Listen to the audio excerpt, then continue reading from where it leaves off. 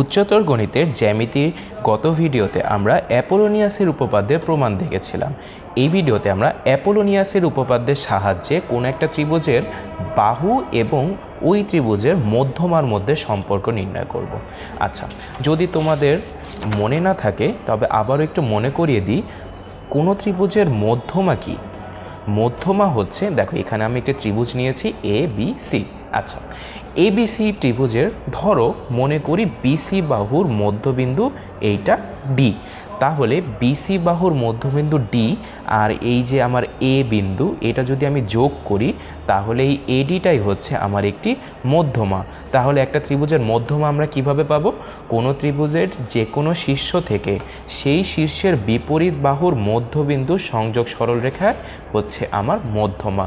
তাহলে একটা ত্রিভুজে আমরা কয়টি মধ্যমা পাবো? এখানে দেখো, এখানে যদি আমি আরও একটি ত্রিভুজ, একই রকম আরেকটি ত্রিভুজ অঙ্কন করি তাহলে দেখো তো এ বি সি, ঠিক আমরা বিসি বাহুর মধ্যবিন্দু ডি নিলাম, এডি যোগ করলাম, তাহলে এডি হচ্ছে আমার একটা মধ্যমা।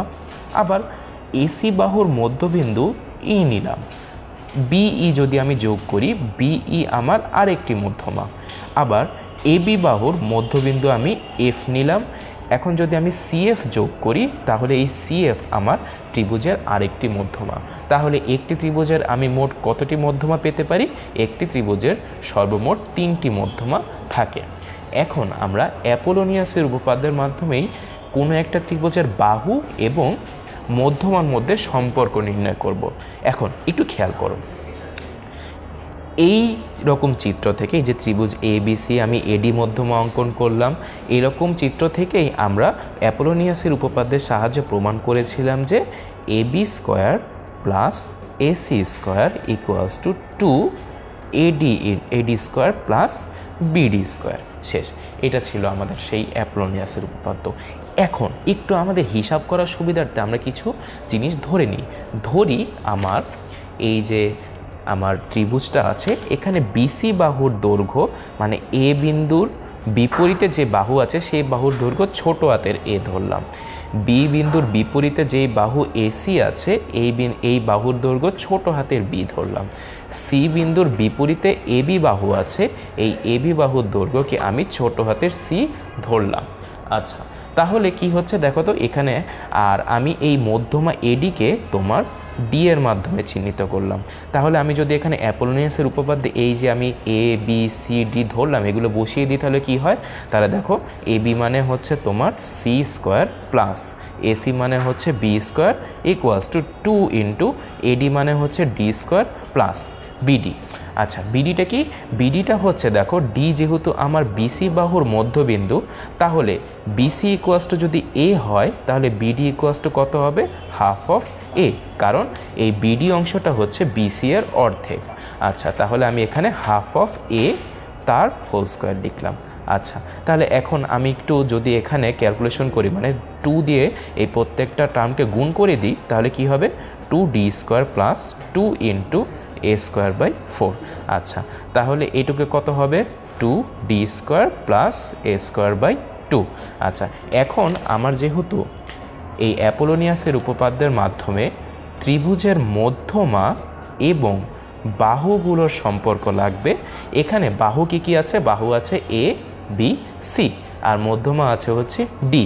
তাহলে আমি করব কি, এই সব এ বি সিগুলোকে একদিকে নিয়ে যাই আর এই মধ্যমা ডিকে অন্যদিকে যদি রাখি তাহলে আমার সমীকরণটা কীরকম দাঁড়াবে? দেখো, সমীকরণটা দাঁড়াবে 2d square equals to C square plus B square minus A square by 2।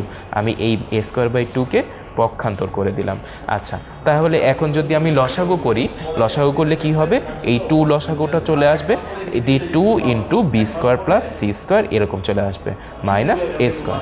আচ্ছা, তাহলে আমার একদম সর্বশেষে আমি যদি একদম শুধুমাত্র মধ্যমার ভ্যালুটুকু বের করতে চাই তাহলে ডি স্কোয়ার ইকুয়ালস টু আসে 2 into B square plus C square minus A square divided by 4। এটি হচ্ছে অ্যাপোলোনিয়াসের উপপাদ্যের মাধ্যমে ত্রিভুজের বাহু এবং মধ্যমার মধ্যে সম্পর্ক। আচ্ছা, একইভাবে আমি যদি অন্য মধ্যমাগুলো বের করি, অন্য মধ্যমা এই যে আমি যদি বিই মধ্যমা ই এবং সিএফ মধ্যমা এফ এর জন্য একই রকম সম্পর্ক বা সমীকরণ লিখি তাহলে কীরকম হবে দেখো আমি পেয়েছি কি D square equals to 2 into B square plus C square minus A square divided by 4। আচ্ছা আমি যদি চিত্রটা এইদিকে আবার একটু অঙ্কন করি দেখো এ বি সি এইটা হচ্ছে আমার মধ্যমা টি। আচ্ছা তাহলে দেখো তো এটি ছিল আমার এ বাহু, এটা বি বাহু, এটা সি বাহু। দেখো ডি হচ্ছে আমার এডি মধ্যমা হচ্ছে বিসি বাহুর উপর অবস্থিত, তাই এই ডি স্কোয়ারের ভ্যালু হবে 2 ইন্টু দেখো এই মধ্যমা যে কমন শীর্ষবিন্দু এ থেকে যায় এই এর দুই বাহু B square plus C square এটার বর্গের দ্বিগুণ মাইনাস অপর যে বাহু ডিভাইডেড বাই 4।